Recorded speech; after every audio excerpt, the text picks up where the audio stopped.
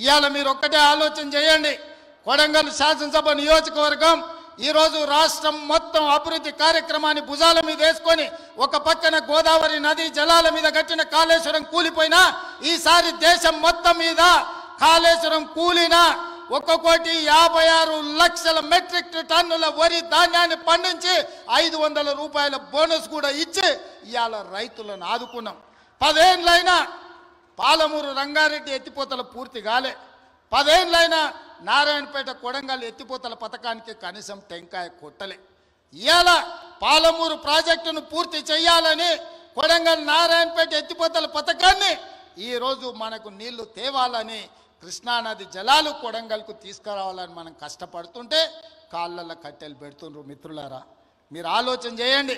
ఇవాళ వాళ్ళు 10 ఏళ్ళు అధికారంలో ఉన్నారు. వాళ్ళని చేయొద్దన్నమా? కల్వకుర్తి పూర్తి చేయొద్దన్నమా?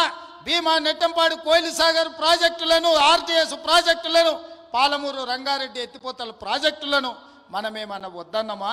పూర్తి చేయొద్దని ఏమన్నా అడ్డం పడ్డామా? 10 ఏళ్ళైనా చంద్రశేఖరరావు గారికి, రామారావు గారికి ఓపిక లేకుండే, తీరిక లేకుండే. ఎంతసేపు వాళ్ళ సంపాదన, వాళ్ళ ఫామ్ హౌజులు, వాళ్ళ కుటుంబం యొక్క క్షేమమే తప్ప 4 కోట్ల ప్రజల సంక్షేమం పట్టించుకోలే. అందుకే ఇవాళ ఆ పథకాలన్నీ వేగంగా పూర్తి చేస్తున్నాం. అవి ఒకవేళ పూర్తి అయితే ఇవాళ వాళ్ళకు జిల్లాలో, రాష్ట్రంలోనే మనుగడ ఉండదు అని చెప్పి ఈరోజు వాళ్ళందరూ కూడా వీటికి అడ్డుపడే ప్రయత్నం చేస్తున్నారు. శాసనసభ అంటేనే సమస్యల మీద చర్చ. మీరందరూ సర్పంచులు, ఎంపీటీసీలు, జడ్పీటీసీలు ఇక్కడ చాలామంది ఉన్నారు. గ్రామ సభలు పెట్టినా, మండల సమావేశం పెట్టినా, జిల్లా పరిషత్ సమావేశం పెట్టినా ఆ ప్రజాప్రతినిధులు అక్కడికి వెళ్ళి వాళ్ళ ప్రాంత సమస్యల మీద మాట్లాడతారు. వాళ్ళ ప్రాంత సమస్యలను అధికారుల దృష్టికి తీసుకెళ్తారు. వాళ్ళ ప్రాంత సమస్యల మంత్రుల దృష్టికి తీసుకెళ్తారు. పనులు కాకపోతే సభలోనే నిరసన తెలిపి పనులు సాధించుకోవడానికి ప్రయత్నం చేస్తారు. ఇది ప్రజాప్రతినిధి యొక్క బాధ్యత. కానీ 13 నెలల ఒక్కరోజైనా ప్రధాన ప్రతిపక్ష నాయకుడు అసెంబ్లీకి వచ్చినా మీరు ఆలోచన చేయండి. ప్రధాన ప్రతిపక్ష నాయకుడు అసెంబ్లీకి రానప్పుడు, ఊర్లో ఎన్నికైన సర్పంచ్ ఊర్లో లేనప్పుడు, ఎంపీపీ సమావేశాన్ని నిర్వహించినప్పుడు వాళ్ళు ఉండాల్సిన అవసరం ఉందా? ఇవాళ సర్పంచ్ ఊర్లో లేకపోతే ఊరిడు అని మనం అంటాం.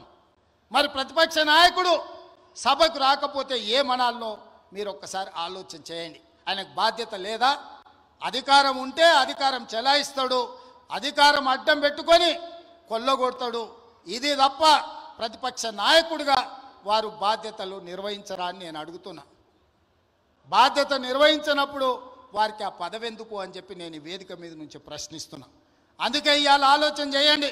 కొడంగల్ శాసనసభ నియోజకవర్గంలో పరిశ్రమలు తేవాలి, మన నిరుద్యోగ యువకులకు ఉద్యోగ ఉపాధి అవకాశాలు కల్పించాలి అని ఈ నియోజకవర్గంలో మనము రైతులను ఒప్పించి ఒక 1300 ఎకరాల భూసేకరణ చేయాలని చూసినాం. అక్కడికి పరిశ్రమలు తెస్తే 40-50 వేల మందికి ఉద్యోగ ఉపాధి అవకాశాలు వస్తాయి. వెనుకబడిన మన ప్రాంతం, 70 ఏళ్ళు మనల్ని ఎవరిని పట్టించుకొని ప్రాంతం, ఇవాళ మనకు ఒక అవకాశం వచ్చింది. ఈ అవకాశంతో ఇక్కడ పరిశ్రమలు తెచ్చి, ఇక్కడ పెట్టుబడులు పెట్టించి, మన చదువుకున్న నిరుద్యోగ యువకులకు ఉద్యోగాలు, ఉపాధి అవకాశాలు కల్పించి ఇక్కడున్న ఆడబిడ్డలను ఆదుకోవాలని ఒక పరిశ్రమ తెస్తే ఆ పరిశ్రమ భూసేకరణకు పోయిన అధికారుల మీద దాడులు చేయిస్తారు, రాళ్లతో కొట్టిస్తారు, వాళ్ళని చంపాలని చూస్తారు. ఇదేనా న్యాయం? మనం ఒకవేళ అట్లనే ఆ ప్రభుత్వంలో చేసి ఉంటే 10 ఏళ్ళు వాళ్ళు పరిపాలన చేతురా? కొడంగల్కి ఒక్క పైసా దేలే, ఒక పరిశ్రమ రాలే. ఇవాళ మనకు అవకాశం వచ్చినప్పుడు మనం చేసుకుందామంటే ఇవాళ అధికారుల మీద దాడులు చేపిస్తారు. ఈ విధానం మంచిదా? మీరు ఒక్కసారి ఆలోచన చేయండి. వెనుకబడ్డ మనం ఎప్పటికీ వెనుకబడే ఉండాలనా? ఎప్పటికీ మన పిల్లలు ఇట్లనే ఉండాలనా? ఎప్పటికీ మన పిల్లలు కోస్కి బస్టాండ్లనో, లేకపోతే కొడంగల్ బస్టాండ్లనో, మద్దూరు బస్టాండ్లనో, దౌలతాబాద్ బస్టాండ్లనో, లేకపోతే గుండుమాల చౌరస్తల్లో ఇంకా లుంగీలు కట్టుకొని ఖాళీగానే తిరగాలనా? మన పిల్లలు చదువుకోవద్దా? మన పిల్లలు డాక్టర్లు, లాయర్లు, ఇంజనీర్లు కావద్దా?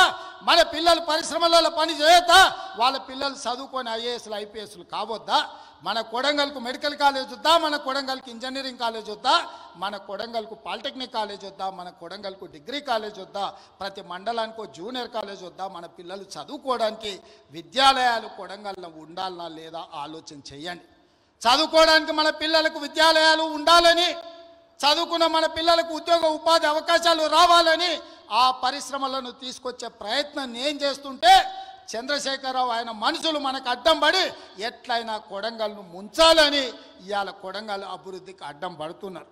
మీరందరూ సహకరించండి, మీరందరూ ఆలోచన చేయండి. నేను రాష్ట్రం నలుమూలలో తిరిగినా ఈ శాసనసభ నియోజకవర్గంలో మీకు అండగా తిరుపతి రెడ్డి గారు ఎప్పుడు అందుబాటులో ఉంటాడు. మీకు ఏ కష్టం వచ్చినా, ఏ సందర్భం వచ్చినా, ఏ పదవి ఉన్నా లేకపోయినా మీకోసం ఎప్పటికప్పుడు ఎవరికి ఏ కష్టం వచ్చినా, ఏ ఇంట్లో పెళ్ళున్నా, ఏ ఇంట్లో ఏ ఇబ్బంది ఉన్నా మా సోదరుడు మీకు అండగా నిలబడ్డాడు. ఆయన రామారావు అంటున్నాడు ఏం పదవి ఉందని. నేను అడుగుతున్నా దిక్కుమాలినోని, మీ అన్నదమ్ములలో ఉన్నోళ్ళందరికీ పదవులు తీసుకున్నావు. ఆయన నీ సడ్డకుని కొడుకుకి రాజ్యసభ తీసుకున్నావు, నీ చెల్లెల్ని ఎంపీగా ఓడగొడితే ఎమ్మెల్సీ తీసుకున్నావు, నువ్వు మంత్రి తీసుకున్నావు, నీ మా బావ మంత్రి తీసుకున్నావు, నీ నాయన ముఖ్యమంత్రి తీసుకున్నావు, నీ ఇంటిలి 10 పదవులు తీసుకున్నారు. కానీ మేము ఏ పదవి తీసుకోకుండా ప్రజలకు సేవ చేస్తే దాన్ని కూడా తప్పు అంటున్నారు. పదవులు తీసుకోవడం తప్ప, కుటుంబం దోసుకోవడం తప్ప, ఏ పదవి ఆశించకుండా ప్రజలకు అందుబాటులో ఉండి ప్రజల మేలు కోసం ఒకవేళ నేను రాష్ట్రం మొత్తం నలుమూలలు తిరిగే బాధ్యత నేను తీసుకుంటే నా కుటుంబ సభ్యులు మీకు అండగా నిలబడితే కూడా వాళ్ళ కళ్ళల్లో నిప్పులు పోసుకుంటున్నారు. మీరు ఆలోచన చెయ్యండి. వాళ్ళ ఇంట్లో ఆయన ముఖ్యమంత్రి, అల్లుడు మంత్రి, కొడుకు మంత్రి, బిడ్డ ఓడిపోతే ఎమ్మెల్సీ, సడ్డకుని కొడుకు రాజ్యసభ, వాళ్ళ చుట్టపోళ్ళు అందరూ మంత్రులైన. నేను అట్లా ఎవరు నన్ను తీసుకున్నాను మా కుటుంబంలో మీరు చెప్పండి. ఏ పదవి లేకుండా నిస్వార్థంగా మీకు పనిచేస్తుంటే కేసీఆర్ కుటుంబం తప్పు పడుతుంది. అట్లెట్లా చేస్తారా మీరు? ఏ పదవి తీసుకోకుండా మేము చూడు ఎన్ని తీసుకున్నామో ఎంత దోసుకున్నామో చూడమంటారు. మీలాంటి పదవులు తీసుకోనికే దోసుకోనికే మేము పోటీ పడం చంద్రశేఖరరావు. మా విధానం అది కాదు. మమ్మల్ని నమ్మిన ప్రజలకు అండగా నిలబడి, వాళ్ళ కష్టం వస్తే కష్టాలలో వాళ్ళ తోడుగా నిలబడి, వాళ్ళ కోసం కొట్లాడి, వాళ్ళ కోసం రక్తం చిందించే నాయకత్వం మాది. మిమ్మల్ని నమ్ముకున్న వాళ్ళని మోసం చేసి దోసుకునే నీతి మీది. మీకు మాకు తేడా ఉంది. మేము మీలాక కాదు. నేను నికార్సుగా నిక్కచ్చిగా చెప్తున్నా, మీలాక పదవులు కొల్లగొట్టడానికి, రాష్ట్రాన్ని దోసుకోవడానికి నా కుటుంబం లేదు. నా కుటుంబం నాకు మీరు ఆశీర్వదించే అవకాశం ఇచ్చినందుకు మీకు అండగా నిలబడాలని సమయం ఇస్తున్నారు. ఇన్నేళ్ళైంది నేను మీకు ఇక్కడికి వచ్చి.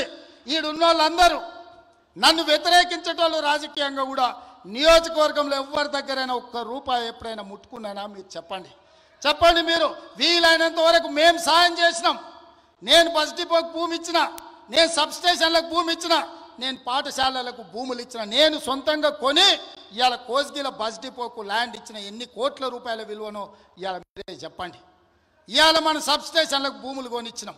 ఏ ఊర్లో గుడి కట్టినా, బడి కట్టినా, ఎవరు పిల్లలు చదువులకు ఫీజులు కావాలన్నా, ఎవరు ఏం కావాలన్నా మా ఇంట్లోకి వెళ్ళి పైసలు ఇచ్చి కొడంగల్ నియోజకవర్గాన్ని ఆదుకున్నాం. పోయిన 5 ఏళ్లలో ఒక ఆయన ఈడ ఉండే ఏం వసూలు చేసిండో మీకు తెలుసు కదా. ఎంతమందిని ముంచిండో మీకు తెలుసు కదా. నేను చెప్పాల్సిన అవసరం ఉందా? ఇవాళ వాళ్ళలాగా మనం దోసుకుంటలేమని వాళ్ళ కడుపులో మంటలేస్తుందట. అందుకే నిన్న మన మనోళ్ళందరూ కడుపు మంటకు మందు పంపించారు, కొంచెం దాగి పండుకోరని.